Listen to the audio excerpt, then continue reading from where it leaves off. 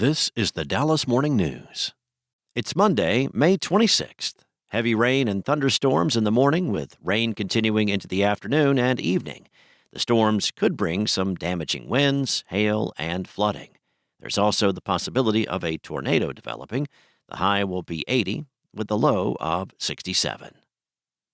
Here are today's headlines. A bill requiring classroom displays of the Ten Commandments in public schools passed the Texas House on Sunday. The 82-46 vote sends the proposal back to the Senate before it goes to Governor Greg Abbott. Lawmakers in the House amended the legislation Sunday to include a provision saying the state attorney general must defend public schools in any lawsuits that arise out of the proposal. Taxpayers would foot the bill if litigation results from the law. The underlying measure is among Republicans' efforts this session to expand religion in public classrooms. Lawmakers voted Friday to send a bill to Abbott allowing prayer time in public schools. Representative Candy Noble, Republican from Lucas, told colleagues during Saturday's debate that the Ten Commandments are foundational to America and its educational and judicial systems. Members spent more than 2.5 hours debating the Ten Commandments bill, with Democrats raising concerns about the state endorsing a particular faith and teachers having to explain to students references to adultery and slavery.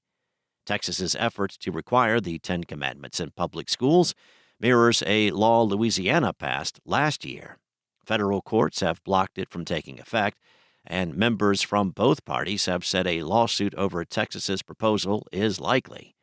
The U.S. Supreme Court on Thursday deadlocked in a case that effectively blocked the creation of the country's first public religious charter school in Oklahoma. In other news, Texas is on the verge of banning the use of nondisclosure agreements to silence sexual abuse survivors after a key House vote Sunday. The ban would prevent NDAs from being used to prevent a survivor of sexual assault, aggravated sexual assault, human trafficking, or child sexual abuse from disclosing their abuse to others. The proposal, known as Trey's Law, gained support after victims of church sex abuse went public with their experiences. Texas House members voted 144-0 to approve the ban, which has been spearheaded by two North Texas lawmakers. House Speaker Dustin Burrows, Republican from Lubbock, who usually remains neutral on legislation, cast a rare vote in favor of the bill to punctuate the strong House support. Robert Morris's accuser, Cindy Clemishire, previously testified in support of a ban during public hearings at the Capitol. She alleged that Morris, who founded Gateway Church, offered her a settlement if she signed an NDA.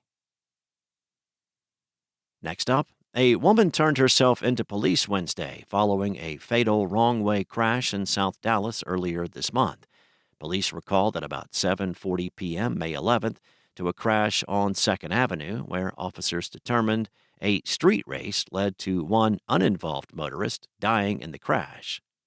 47-year-old Sharonda Clark was booked into Dallas County Jail and faces charges in connection to the crash, including 1 count of collision involving death and 1 count of racing on a highway causing death.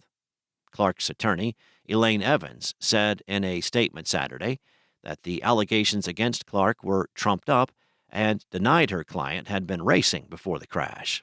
At the time of the crash, Clark and her daughter were leaving a cemetery where they had just visited the grave of Clark's son. And the Dallas Stars now find themselves in a 2-1 hole after a 6-1 loss to the Edmonton Oilers on Sunday. Connor McDavid and Zach Hyman each scored a pair of goals, and Oilers goalie Stuart Skinner made 31 saves. It marked the first time the Stars dropped back-to-back playoff games since this matchup against Edmonton last year. And now, 3 games into the rematch series, this year's meeting has some concerning similarities to last year's for Dallas, that Edmonton won in 6 games. Game 4 of the series will be Tuesday in Edmonton. And have you ever wondered whatever happened to your favorite Dallas restaurant? What's going on with that project in your neighborhood? Well, Curious Texas could help find an answer. With Curious Texas, the Dallas Morning News invites readers to ask questions about North Texas and the Lone Star State. It's a chance for you to join the reporting process and help choose what topics the newsroom covers. What questions do you want Curious Texas to investigate? Submit them now at CuriousTexas.com. Thanks for listening. For more on today's stories and the latest breaking news, visit DallasNews.com. Enjoy your day, and I'll be back tomorrow with more from the Dallas Morning News.